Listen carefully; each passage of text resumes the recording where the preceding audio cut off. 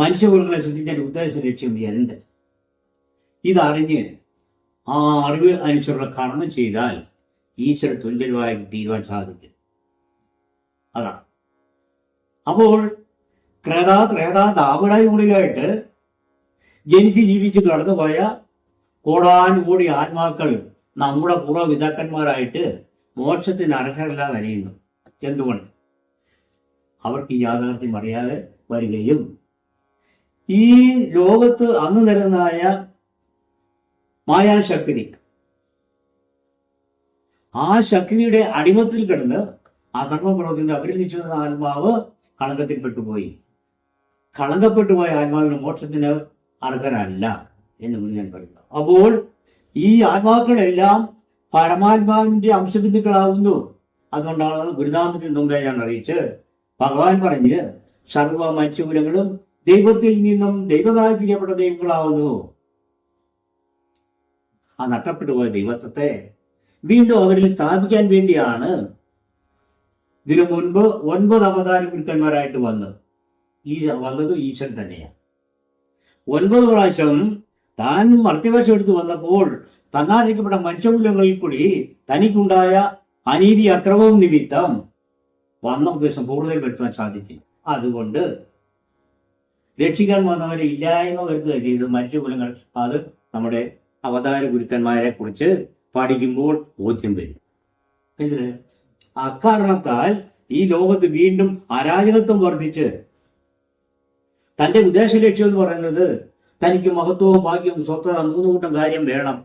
അതിനുവേണ്ടി താൻ ചെയ്തത് കാണപ്പെടാത്ത സർവ്വ ചരാചരങ്ങളെയും ആദ്യം സൃഷ്ടിച്ച് നിലനിർത്തിയതിനു ശേഷമാണ് മനുഷ്യകുലങ്ങൾക്ക് ജന്മം കൊടുത്തത്. പക്ഷേ മനുഷ്യകുലങ്ങളുടെ അധർമാധിക്യത്താൽ ഈ ലോകത്ത് ശാന്തിയില്ലാതെ സമാധാനമില്ലാതെ സ്വസ്ഥതയില്ലാതെ വന്നു ഇപ്പോഴും അത് അനുഭവിച്ചുകൊണ്ടിരിക്കുക നമ്മൾ ആണോ? അപ്പൊ ഇതിന് മാറ്റം വരുത്തണ്ടേ? മാറ്റം വരുത്തുക മാത്രമല്ല ഈശ്വരന്റെ അംശബിന്ദുക്കളായ മോക്ഷമില്ലാതെ അലയുന്ന ആത്മാക്കളെ വീണ്ടെടുത്ത് രക്ഷിക്കണ്ടേ? ആ രക്ഷിക്കാൻ വേണ്ടിയാണ് താൻ വന്നത്. അതിന് ഉപാധി പറഞ്ഞിരിക്കുന്നത് അലയുന്ന ആത്മാക്കൾക്ക് മോക്ഷത്തിന് വേണ്ടി ഇനിയും കർമ്മം ചെയ്യാൻ സാധ്യമല്ല. എന്തുകൊണ്ട്? കർമ്മം ചെയ്യേണ്ട ശരീരം വേണ്ട. നമ്മുടെ പൂർവ്വപിതാക്കന്മാർ ആത്മാക്കൾക്ക് ഇനിയും വന്ന് കർമ്മം ചെയ്യാൻ ഒക്കുവോ? അതിനുവേണ്ടി താൻ ചെയ്തൊരു നിമിത്തം എന്ന് പറയുന്നത് അലയുന്ന ആത്മാക്കളുടെയൊക്കെയും പിൻഗാമികളായിട്ട് കലിയുഗത്തിൽ ജന്മം കൊടുത്തു മനുഷ്യകുലങ്ങൾക്ക് പിൻഗാമികളായിട്ട്. ആ പിൻഗാമികളുടെ സൽക്കർമ്മത്തിൽ കൂടി അലയുന്ന ആത്മാക്കൾക്ക് മോക്ഷത്തെ പ്രദാനം ചെയ്ത് വീണ്ടെടുത്ത് രക്ഷിക്കും. അപ്പൊ നമ്മുടെ മഹാഭാഗ്യമാണ് നമുക്ക് ഈ കലിയുഗത്തിൽ ജന്മത്തെ തന്നെ. നമ്മുടെ ഈ ജന്മം കൊണ്ട് നാം ചെയ്യുന്ന സൽക്കർമ്മത്തിന്റെ ഫലമായി നമ്മുടെ പൂർവ്വപിതാക്കന്മാരുടെ ആത്മാക്കൾക്ക് മോക്ഷം കിട്ടും. അതിൽ കൂടി നമ്മൾ പ്രത്യേകിച്ച് മോക്ഷത്തിന് കർമ്മം ചെയ്യേണ്ട. അതിൽ കൂടി നമുക്ക് മോക്ഷം കിട്ടും. മാത്രമല്ല ഇനി ഒരു യുഗമില്ല. ഉണ്ടോ? അതുകൊണ്ട് ഇനി ഒരു അവതാര പുരുഷന്റെ ആവശ്യമില്ല. ഉണ്ടോ? അതുകൊണ്ട് ഭഗവാൻ ബ്രഹ്മശ്രീ ചുബാനന്ദ ഗുരുദേവൻ പറഞ്ഞ് മനുഷ്യകുലങ്ങൾ അനുഭവിക്കുന്ന അനുഭവ ദോഷങ്ങളിൽ നിന്നും അവരെ വീണ്ടും രക്ഷിക്കുവാൻ ഇനി ഒരുവനും വരുവാനില്ല. അപ്പൊ സർവ്വ ആത്മാക്കൾക്കും താൻ വേണം, തല്ലിക്കൂടി വേണം ആ മോക്ഷം കിട്ടാൻ.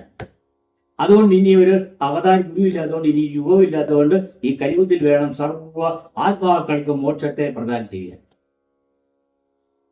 ഇതാണ് താൻ പറഞ്ഞിട്ടുള്ള പോലുള്ളതിനുള്ള വ്യക്തത.